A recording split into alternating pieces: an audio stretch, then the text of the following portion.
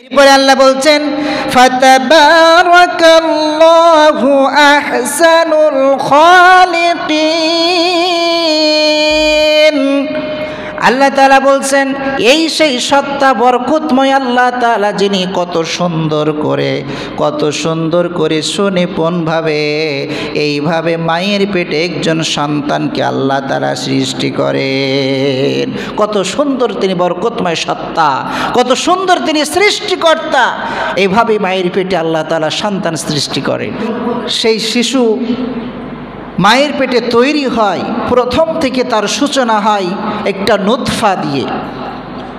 রাসূল করিম সাল্লাল্লাহু আলাইহি ওয়াসাল্লাম বুখারী মুসলিমের হাদিসে বলছেন প্রথম 40 দিন শুধু বীর্য হয়ে নুতফা হয়েই মায়ের পেটে থাকেন।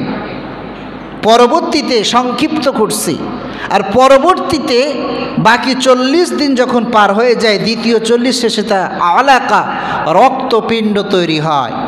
আর তৃতীয় 40 যখন হয়ে যায় তখন সেটা মাংসপিণ্ডে মুদগা অর্থাৎ মাংসপিণ্ডে পরিণত হয়।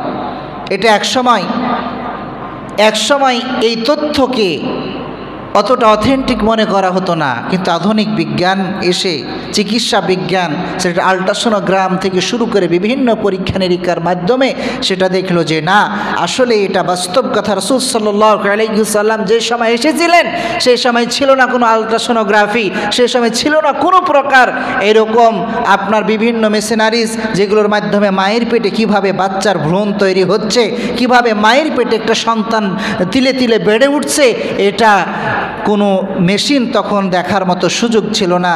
রাসূল সেই সময় আল্লাহ তাআলার পক্ষ থেকে রাসূল করিম সাল্লাল্লাহু আলাইহি ওয়াসাল্লাম বলেছেন, যা 1500 বছর পূর্বে বলেছে, যেই সময় পরীক্ষার কোনো সুযোগ ছিল না, আর আজকে সেটা প্রমাণিত হচ্ছে।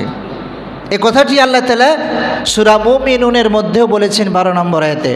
আল্লাহ রাব্বুল আলামিন বলেন ثم خلقنا النطفة علقة فخلقنا العلقة مضغة فخلقنا المضغة عظاما فكسونا العظام لحما। আল্লাহ রাব্বুল আলামিন বলেন মায়ের পেটে যখন একটা শিশু জন্মগ্রহণ করবে, আল্লাহ তাআলার পক্ষ থেকে নির্ধারিত হয়ে গিয়েছে এই মায়ের পেটে সন্তান জন্মগ্রহণ করবে, কনসেপ্ট করবে। তখন বাবার স্থল থেকে, বাবার পৃষ্ঠদেশ থেকে যেই শুক্রাণুটা পৌঁছে যায় মায়ের পেটে যাওয়ার পরে সেটা 40 দিন পর্যন্ত সেটা নুতফা পর্যন্ত থাকে। আল্লাহ তাআলা বলছেন সেই নুতফাটাকে আবার আলাকা রক্তপিণ্ডে পরিণত করে দেয়। ফাখালাকনাল আলাকাতা মুদগা। তৃতীয় 40 যখন পার হয়ে যায়, রক্তপিণ্ডটা একটা গোস্তের টুকরার মতো হয়ে যায়। এই 43-এ 120 দিন যখন পার হয়ে যায়, তখন আল্লাহ রব্বুল আলামিন ফেরেশতা পাঠিয়ে মায়ের পেটে একজন ফেরেশতাকে পাঠিয়ে দেন। মায়ের পেটে একজন ফেরেশতা চলে ঢুকে যায়। মায়ের পেটে যাওয়ার পরে সে সন্তানের রূহ ফুঁকে দেন। সন্তান তখন থেকে নড়াচড়া করতে থাকে, জীবন পেয়ে যায়। 43-এর আগে মায়ের পেটে কখনো সন্তান নড়াচড়া করে না। 43 যখন হয়ে যায় 120 দিন, তখন মায়ের পেটে সন্তান নড়াচড়া করে রূহ চলে আসে। ফেরেশতা তখন সন্তান কতদিন বাঁচবে, কোথায় মারা যাবে, আর যতদিন বাঁচবে কি রিজিক তার রয়েছে, আল্লাহ রব্বুল আলামিনের নির্দেশে তার তাকদীর লিপিবদ্ধ হয়ে যায়। আল্লাহ রব্বুল আলামিন বলতেছেন 43 পর আমি মুদগা তৈরি করি। আল্লাহ কিভাবে সন্তান মায়ের পেটে তৈরি করেন, আল্লাহ রব্বুল আলামিন তারপর বলতেছেন ফাখালাকনাল মুদগাতা ইযামা। আল্লাহ তাআলা এর উপরের মাংসের টুকরোর মধ্যে এবার আল্লাহ তাআলা হাড্ডি তৈরি করে দেন, বিভিন্ন অস্থি দিয়ে দেন। ক্রমান্বয়ে যখন অস্থি দিয়ে দেন, আল্লাহ রব্বুল আলামিন বলছেন চতুর্থ ক্যাটাগরিতে আমি তার হাড্ডিগুলো, অস্থিগুলো তৈরি করে দেই। পরবর্তীতে আল্লাহ তাআলা বলছেন ফাকাসাউনাল ইযামা লাহমা, এই হাড্ডিগুলো আল্লাহ একটা পুতুলের মতো হাড্ডি তৈরি করে দিলেন, স্ট্রাকচার তৈরি করে দিলেন। এর পরবর্তীতে হাড্ডির উপরে মাংস দিয়া আবৃত করে দিয়া আল্লাহ তাআলা বলছেন সুম্মা আনশানাহু খালকান আখর, একটা মানুষের পেটের মধ্যে আল্লাহ তাআলা আরেকটা ব্যক্তিত্ব, আরেকটা মানুষকে আল্লাহ তাআলা এইরকমভাবে তৈরি করে দেন। সুবহানাল্লাহ। এরপরে আল্লাহ বলছেন ফাতাবারাকাল্লাহু আহসানুল খালিকিন,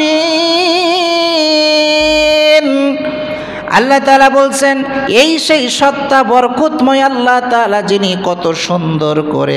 কত সুন্দর করে সুনিপুণভাবে এইভাবে মায়ের পেটে একজন সন্তানকে আল্লাহ তাআলা সৃষ্টি করেন।